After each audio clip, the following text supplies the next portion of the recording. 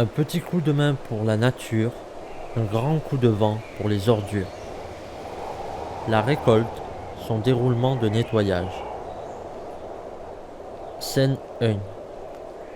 Arrivés sur les lieux du rassemblement, vers les 10 heures du matin, nous pensions que les rafales de vent pouvaient être perturbatrices, mais il s'en est avéré que non. Nous avons constaté que grâce à celles-ci, les déchets étaient plus visibles que d'ordinaire.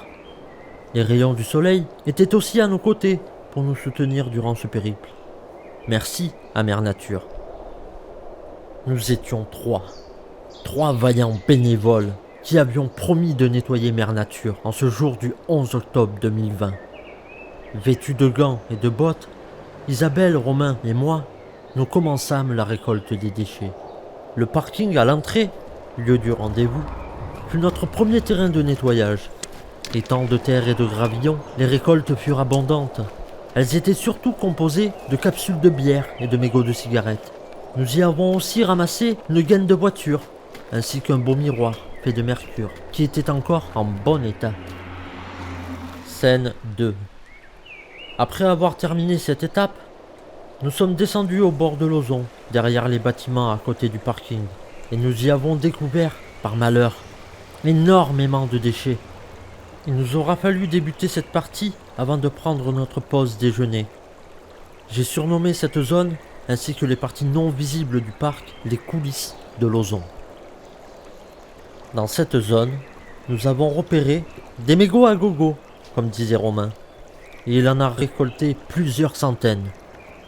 Dans l'eau, il y avait des plastiques coincés que je suis allé retirer moi-même. Et une fois retirés, le courant avait repris son cours normal. Scène 3. Juste avant que les 12 coups de midi ne retentissent, Romain est parti nous chercher à manger. Pendant ce temps, Isabelle et moi-même avons continué à marcher le long de l'Ozon. C'est ainsi que nous sommes arrivés sous le pont qui mène de la coulée verte au château de la Roserie. Et là, quelle horreur!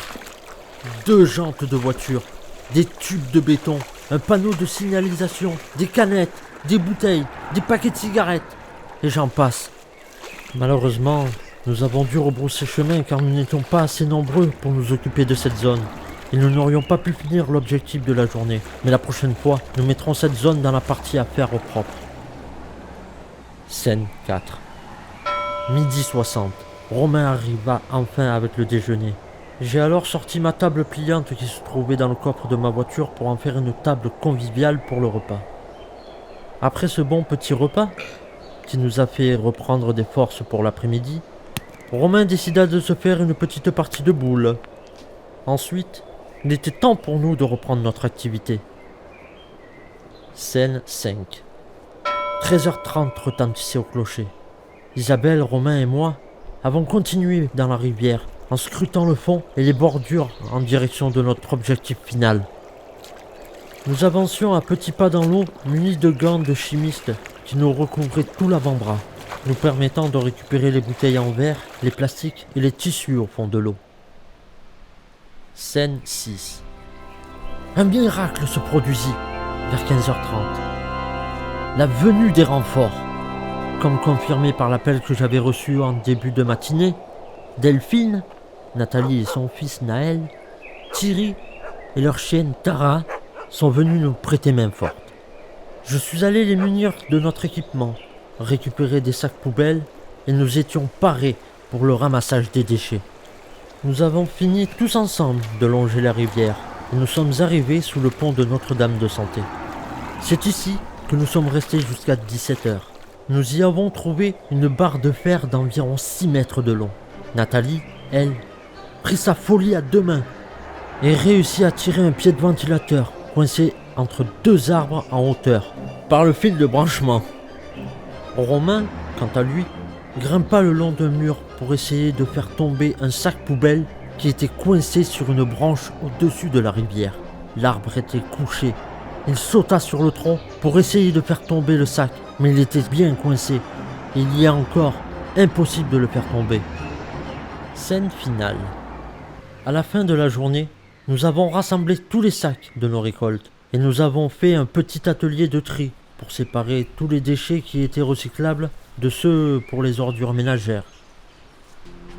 Pour finir, j'ai contacté la mairie pour qu'elle fasse venir le service technique pour récupérer la barre de fer. Cette journée a été le nettoyage d'une partie de l'ozon. La prochaine fois, j'espère que nous serons plus nombreux pour nettoyer la totalité du parc. Parce que nous sommes toutes et tous acteurs de nos vies et réalisateurs de nos projets. Prenons soin de notre lieu de vie, la Terre, sur laquelle nous écrivons notre histoire. Post-scriptum. Le sac poubelle coincé dans l'arbre a disparu environ 1 mois après. Soit quelqu'un a réussi à l'enlever, et dans ce cas, merci à cette personne. Sinon, il s'en est allé rejoindre le 7e continent.